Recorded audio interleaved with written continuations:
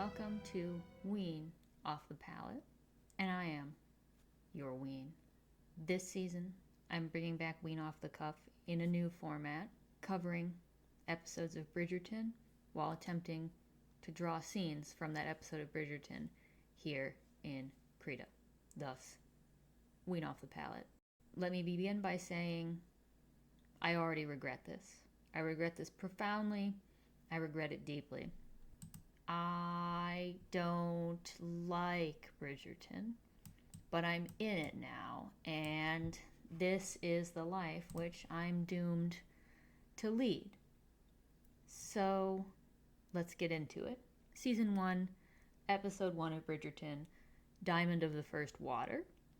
The show starts with, an exceedingly CGI Britain, and Julie Andrews telling us about how we're in CGI Britain and it's 1813, and so people have to get married because that's what they did in old-timey times, especially now in a show like Bridgerton where we don't want to talk about the bad things that we did in old-timey times. Let me be clear, understandably, we don't want to talk about the bad things they did in old-timey times because those things were bad. They were quite bad. What is there to talk about old-timey times if not the bad things they did? Mainly their leading activity, which was getting married.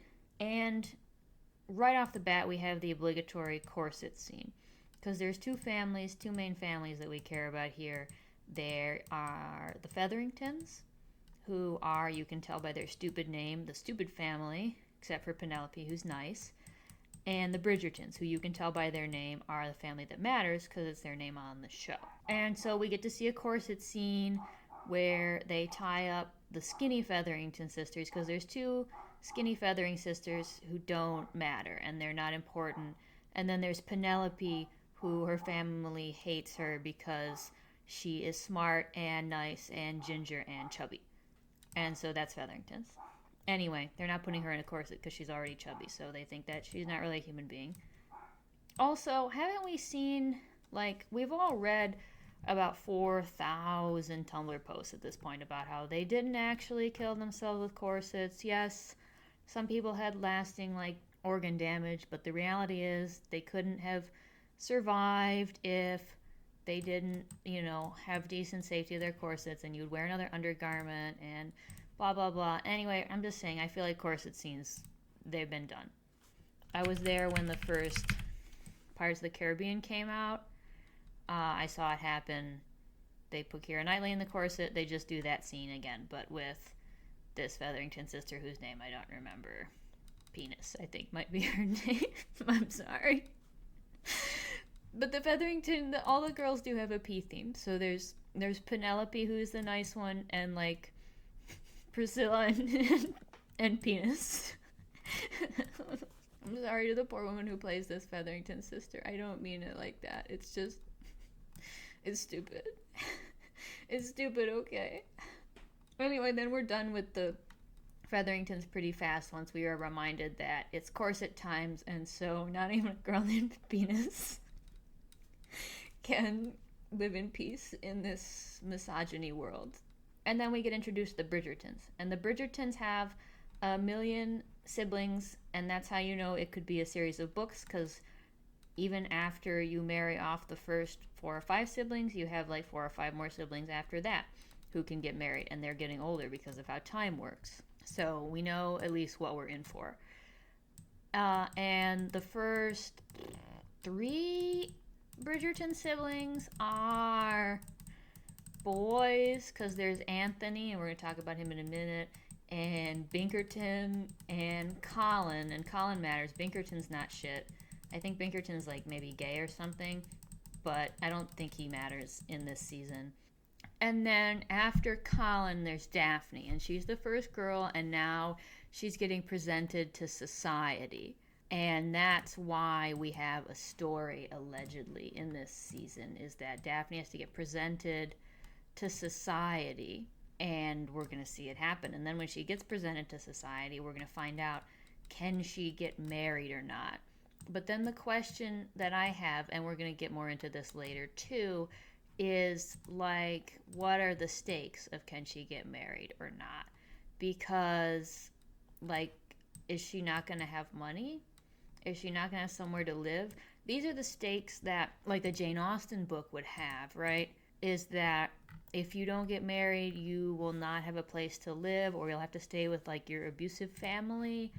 The stakes here are not so effectively exposited, which is funny because a large part of the show is like having the characters stand around and exposit. I'm not happy with that effect.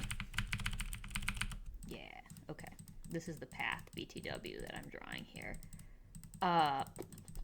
Maybe I should put some dirt under the path because purple is not really the color that the ground is in England. So Daphne's making her debut on the scene, and she doesn't have a dad. He died at some point before the show started. So her mom is coming with her, and her brother, Anthony, because he's in charge now because misogyny is real, and we can't forget that, folks. But where is Anthony? Oh my god, you're never going to believe this. He's slutting it up against a tree with a hot girl while making his footman hold his horse and stand about 10 feet away from them. And I just want to double back on that's sexual harassment in the workplace. That's actually really uncool, and I'm not sure how down I am with sluttony, which is what I'm going to be calling him from now on, BTW. Sluttony is committing a sex crime against his subordinate there, and if I were that footman, I would be looking for a new job. But that's not something we worry about in the Bridgerton universe, because it's not clear to me what the class politics are of Bridgerton yet. There were fireworks in this scene that I'm trying to draw. I haven't used Krita in like 2 or 3 months. Oh god. Okay, more like 6 months. I'm lying to you already. So I'm still just remembering what the brushes do. Also, holy shit. Okay, alright. Yes. Let's make that smaller. But otherwise, yeah, okay. Even smaller. Yeah. Wow, fireworks. Wow. Ooh, beautiful. Wow. Okay, I'm losing the thread.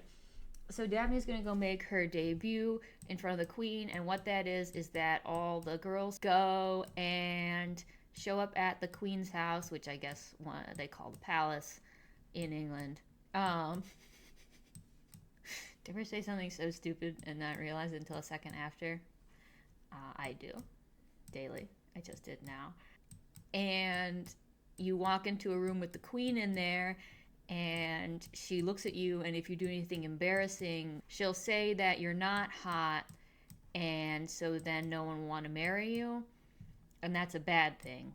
If you walk in there and you look hot, she'll say, okay, you're hot, and then people will want to marry you, because I guess that's what royalty are for. I don't know, I'm an American, in case you can't tell, so I don't know what royalty are for. And at this point, I'm not sure the British do either. So the Featheringtons go in there, and the corset sister, Penis, passes out because her corset is too tight. And that's too bad because her mom is angry about it. As moms are wont to be, you know how they get. And so that's sad for her, but I don't care because she exists just to show us that people wear corsets in this time. And also to be like a mean sister who's theoretically hot but really is too skinny and kind of horsey, so that we remember that Penelope's a good person, because even though in the story of the show they're saying she's ugly because she's chubby and ginger and reads books, we also have to remember that in real life she's actually the kind of person who's attractive enough to appear on TV. So in fact, she's not ugly at all.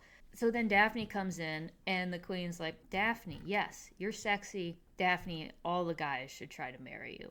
And Daphne's like, oh, hooray. Oh, what good news.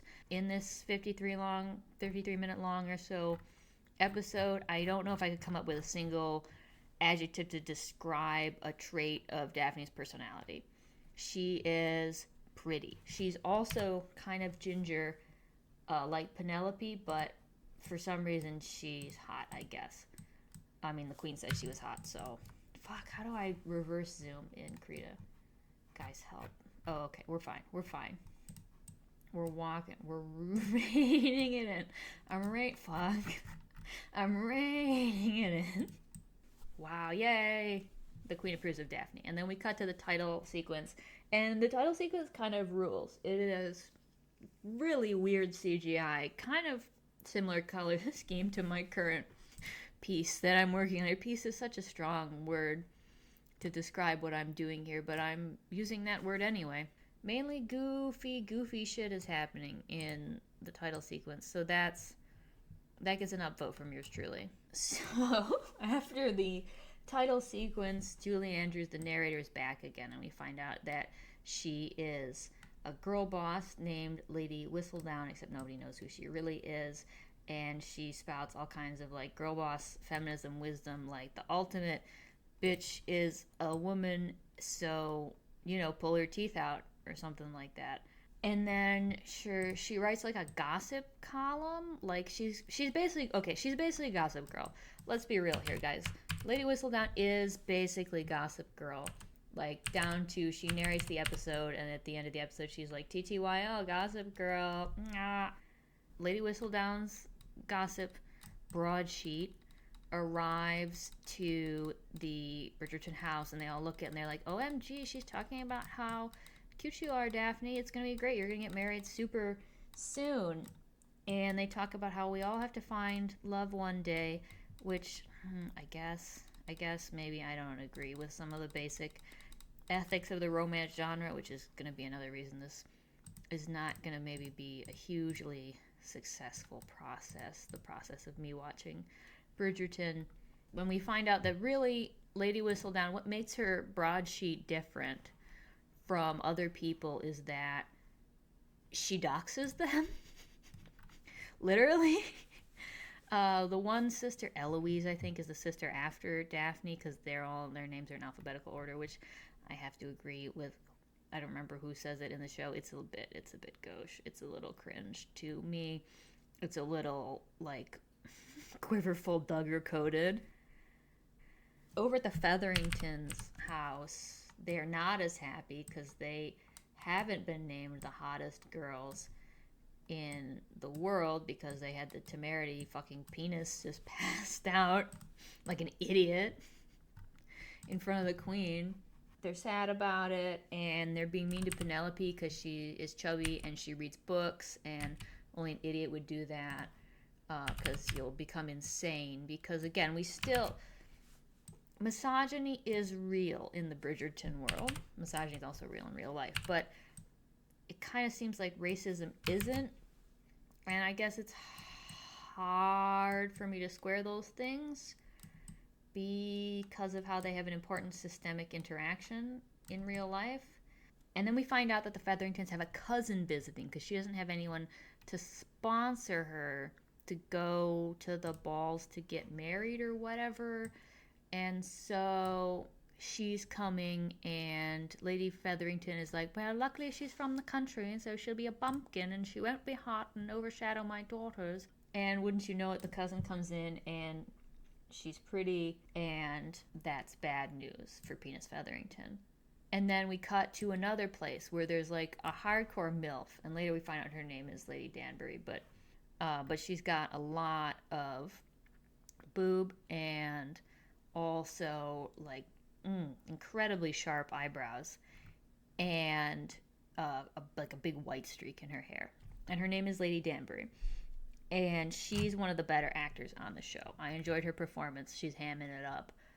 And she is excited because her, I don't know, like nephew or some shit is coming back after he hasn't been in England in a long time. And he is the Duke of Hotness, is his function in British society. He is a hot guy, and he's mad at his dad for something that we're going to find out later. And he's angry, and he's angry in a hot way. You know, as men so often are, not in real life. Usually they're angry in a way that's like viscerally dangerous to your safety. But in TV shows, in romance stories, they're usually angry in a hot way. And he comes back and he says, Lady Danbury, I'm mad about everything and I hate my dad. And she's like, have you thought about getting married to deal with it? And he's like, no, I haven't thought about getting married at all. In fact, I hate getting married. I don't remember if he says this in the scene with Lady Danbury or later, but let me just say there are a lot of scenes where you just say the same thing over and over in this show. Good God. And also a lot of scenes where some side character just comes and stands next to the action and then recaps the action for you as it's happening. Then we cut to Anthony, the slutty Bridgerton brother, and he is having sex with this opera singer. And presumably he has just riddled her with syphilis at this point. He's full of double standards about it, too, poor Slethany, because he's like, I have to protect my sister Daphne because we have no dad because he died. But that's because she's a lady, whereas you, opera singer, are a skank. So I don't have to protect you, but I will protect you because I'm having sex with you, and thus I see some value in you as a person, as opposed to if you weren't someone I was having sex with, at which point I would cease to see your value, and I would think that you should probably die. This is just me ventriloquizing the thoughts that Regency men would have. I don't know what I'm drawing here, but I kind of like it. I kind of like it, fellas. I think it might be Cthulhu. Anyway, I think that screams Bridgerton right there. So now it's time to start working on the worst part of this, which is going to be the human figures. Okie dokie, artichokes.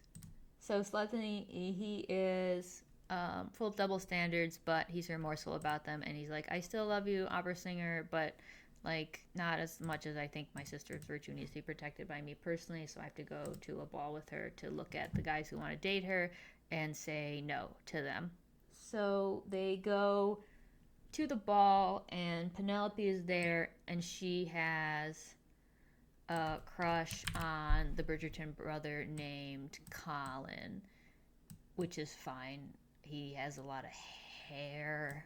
It's excessive. It's an excessive amount of hair, in my opinion. But I know we're going to find out more about him later because season 3 is the season about Penelope. That is not a human color of pink. Okay, this is going to be Daphne Bridgerton's head. And this is going to be, we should make a different layer. This is going to be the head of Duke Hot. This is going to be his body. Probably the proportions aren't right. Maybe I should try a little bit harder. Okay, fine. Okay, he's going to have a neck. I'm losing the thread. Anyway, Colin is like, oh, hey, Penelope, we're friends, but I friend zone you, and your cousin is hot. And she's like, oh, no, I have a crush on Colin, but he thinks my hot cousin is hot. And that's just how it is to be British. Colin has a crush on Penelope's cousin. Penelope has a crush on him, and he is interested in her cousin. I said that already. And slutty Anthony is like, Daphne, none of these men are good enough for you. And Daphne's like, but I have to marry one of them. And then a guy comes and talks to her, and he is like not hot. He's like awkward and lame, and he says things that are awkward. And so obviously there's no worse possible fate than to be married to a guy who's awkward and like not hot. So that can't happen. Slutty Anthony is causing too many problems by being overprotective. What a jerk. What have I done to Regé-Jean Page's butt? Oh God. The Bridgerton fans are never going to forgive me for this one. I don't even know where the eraser tool is in Krita. Well, that's a problem for about 30 seconds from now. We'll work on Daphne's body instead. She's also going to have a neck, but it's going to be way skinnier because she's a beautiful girl. She's like a princess. So then running away from the guy who isn't hot, Daphne crashes into Duke Hot, and Duke Hot is like, you're trying to crash into me to be like, oh, let's hook up and trick me into marrying you, but I can see through you, stupid women. And she's like, I wasn't trying to crash into you. I'm trying to get away from an undesirable suitor. And then Slutty Anthony shows up, and he's like, oh, Duke Hot, my old buddy from school. And Daphne's like, oh, your old buddy that you used to slut it up with. And he's like, yeah, that's true. She's like, oh, okay, well, no one would ever want to marry him. And you're like, oh, God, okay, here we go. because you'll never guess that Daphne and Ducat hate each other right now. And do you think they're going to have to pretend to be in love by the end of this episode? Oh, God. The music also, BTW, is just batshit crazy because it is these weird, like, strings covers of contemporary music, but without lyrics. And so it just sounds like period music that isn't very good because it doesn't have any of the qualities that we associate from the music of the period. It troubles me. It's troubling me, and I'm troubled by it. Okay, and here's Daphne. And they're holding hands because they're dancing. They're not actually in love. They hate each other. I know. But here's the terrible news also. Penelope's cousin, Marina, who now Colin Bridgerton is in love with, is so hot that no one even comes to visit Daphne the next day, like after her appearance at the ball, even though the queen said she was the hottest girl this whole year. Apparently she's not, which is pretty bad for some, again, unclear reason, because she has to get married, but her family is rich, but she has to get married, and that is all a woman is good for. She has to, and it's for a reason. I hope that's clear to you. And Lady Whistledown is like, I guess Daphne's not hot, and she publishes it in her broadsheet, and so everybody's like, well, I guess it's true. I guess Daphne's not hot anymore because nobody's coming to hang out with her. But the reason nobody's coming out to hang out with her is, one, Marina is hotter, and two, Slutty Anthony is like getting really up in their grill about getting with his sister, which is, I don't want to say fair because I have a sister and I've never been up in anybody's grill about are they hot enough to date her. I think if they're willing to try it, more power to them. And this is going to be Duke Hotness's hair. And I don't think we even need any hair behind him because he has a man haircut. He doesn't have such a huge forehead, though. I don't want to harm poor Mr. Regé-Jean Page any more than being on Bridgerton already harmed him. And then, I don't know, we hear a lot of bullshit, and then Lady Danbury meets up with Daphne and her mom and hears about all the problems Daphne's having about not being the hottest anymore. And she says, oh, and Lady Whistledown's also being really unfair to my nephew, Duke Hotness, whatever his relation to Lady Danbury is. I don't remember. Anyway, she's like, if only there was like a girl and he could like her and get married to her, and then it wouldn't have to be a thing anymore. And okay, all right, we're off to a great start, team. And she says that to Daphne's mom, and Daphne's mom is like, I was just thinking, what if there was like a hot guy that Daphne could be married to? I feel like I've not done that, right? I feel like both of them look quite freakish right now. But I think I have to lean into. I think I know what I need to improve. I need to do a little bit of work here. He needs to have more of a hot guy pout. I don't know where the eraser button is. Okay, but I still know where the undo button is. Hot guy. Yeah, okay, now we're getting there. Now we're getting there.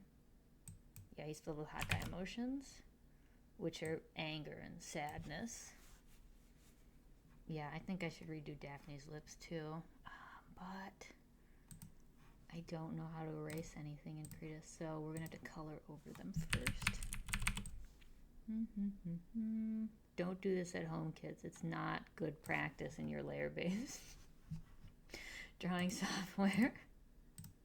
Anyway, Ducat never wants to get married. And that's because, we don't know why, but I'm pretty sure it's because he hates his dad. Which, I guess, makes enough sense. It's enough of a motivation for a character, I suppose. Like, I could give you, I just, in fact, did give you several adjectives to describe Duke's hot personality. It's angry and, but that's still a statement. Oh, good Lord. I don't remember what color Daphne's eyes are, so they're just going to be this color. Because I picked it. She looks a little McFucking stoned. She looks a bit McFucking stoned, Your Honor. Oh, God. We're going to do that for her eyebrows, too. She has eyebrows, even though she's ginger. That's one of the reasons she's the most beautiful woman in the universe. Did I say women, plural? I probably did. I'm losing it, Your Honor. And she's going to have lipstick that's pink, maybe? Is this behind her head? Oh, yeah, it is behind her head. Can I have it under the... Oh, no, because I color... Shit. Okay. Yep. There we go. She's looking great. And he doesn't need to have makeup on because he's a man. They don't have makeup. They just are hot without it. But he's going to need to have eyes. Now, the good news is I do think his eyes are brown. Because he looks very soulfully into the camera a couple of times. Here he's looking soulfully. He's looking soulfully right at you. Yeah. Probably this is the best drawing of Regé-Jean Page ever done. I don't know the name of Daphne's actress, but I'd hazard it's maybe one of the best of her also. We're going to need to do his manly stubble in a second here. I don't know why I'm starting faces first without doing the rest of their bodies. This is also not best practice when it comes to... Oh, God, that's a skin condition. Oh, God, that was awful. And then Marina, the cousin of Penelope and Penis, is upset about something, but we don't know what it is, because one thing this show loves to do is, like, cut to 10 seconds of a unrelated character making an expression and then cut back to a different plot line and be like, oh, aren't you curious about them? I mean, a little bit, I guess. I guess if you're saying I have to be curious about them, I will be, but I won't enjoy it. Duke Hot comes over to the Bridgerton's house, right, because Lady Danbury is like, but you should hook up with Daphne, but I won't tell you about it. I'll just conceive it as a kind of scheme between moms and aunties and things. And he's impressed by their happy family, which is more evidence about how he hates his father, because his father was evil or abusive or something. And because his mother died mysteriously, probably she was murdered by her abusive husband, or maybe something stupider than that, hard to say. And while he's there, he's also like, Daphne, we're not in love, I hate you. And she's like, yeah, that's true, Ducat, I hate you too, but like in a fun, flirty way, we hate each other. And then Sluthany and his mom, Lady Bridgerton, the mom, get into a fight about, like, does he give a shit about what's going on with their family, and why is he still slutting it up with this opera singer? And he's so upset about it that he goes over to see the opera singer. He breaks up with her, and he's like, I'm going to be a man. I'm going to find a marriage for Daphne, and then you're all going to see, because I'm a serious guy. Like, okay, whatever. And so then they go to another party, and that's the party I'm trying to draw right now. And so you can see about how well that party went for everybody. Oh, God, this is bad. But here we are.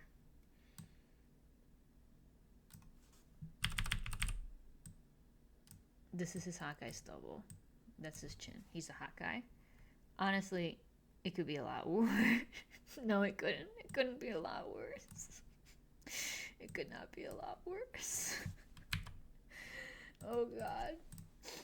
Okay, let's go back to Daphne for a little while. I'm gonna need time to recover from what I did to poor Ducat.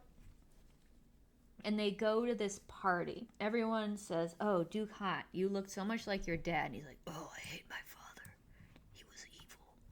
But he doesn't say that. He just says, oh. And I don't want to make fun of him too much, because I do think, along with Lady Danbury, Regé-Jean Page is delivering one of the better performances in the show. Like, he's a charismatic actor and he's giving it his best shot. He just is playing a character who's like so lame and whose only qualities besides being angry are being hot. But maybe I'm just jealous because I'm just angry and not hot myself in real life. Anyway, I don't remember what color outfit either of them were wearing. Well, I'm pretty sure Duke Hot was wearing black because he's always wearing black because he's angry. And so then Slatany comes up to Daphne and he's like, Daphne, I arranged a marriage for you with that guy that you hate, and he's a nice guy and he's okay to hang out with, and he has money, and there's literally no problem other than that he's not hot, so you should marry him. And she's like, I will not. That's a horrible marriage, which throws into question, why is this marital arrangement situation happening if not for economic security? Because if she doesn't care that, like, is the fact that he's not hot is too bad to marry him, what is the goal of this society? I guess the thing is, I kind of don't buy that the characters of Bridgerton live in a society,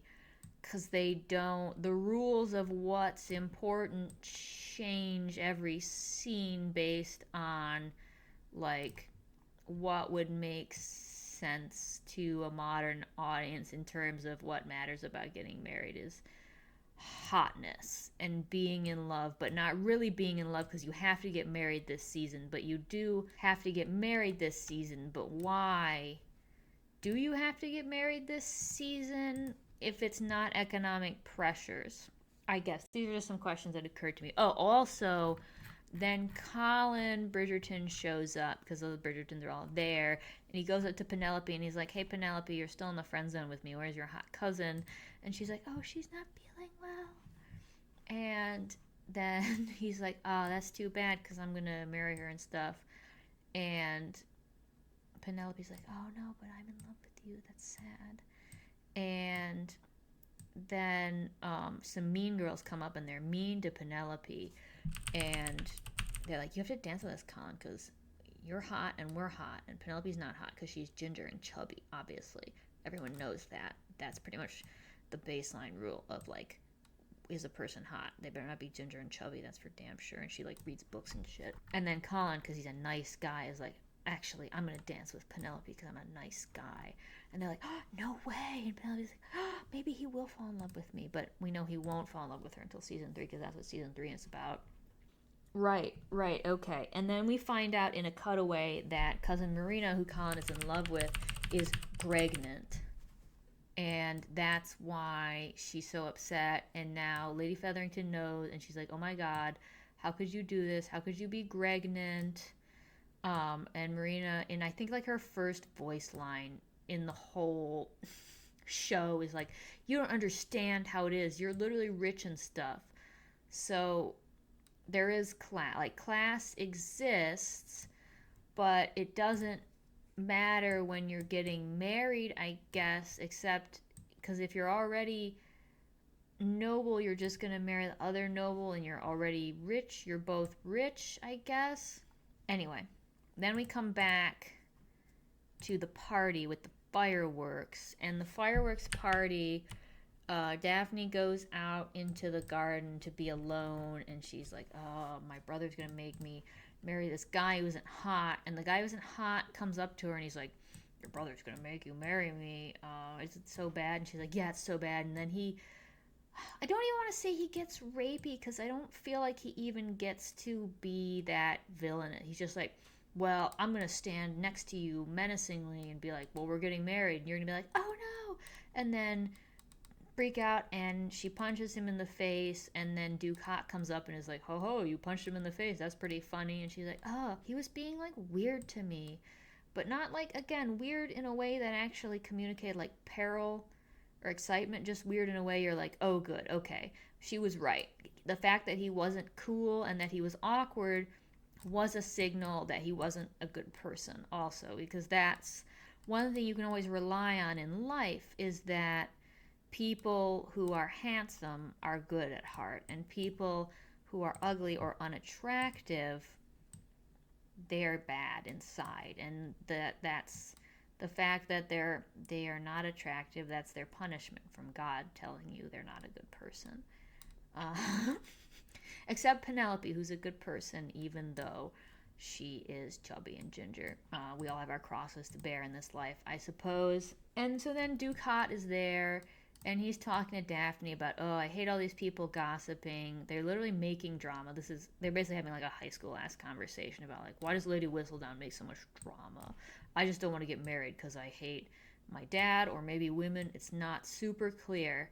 And Daphne's like, well, you ruined my reputation because now I'm out here with two men near the deep dark or some shit, which is apparently what the garden is called. The part of the garden where people go to dig down is called the deep dark.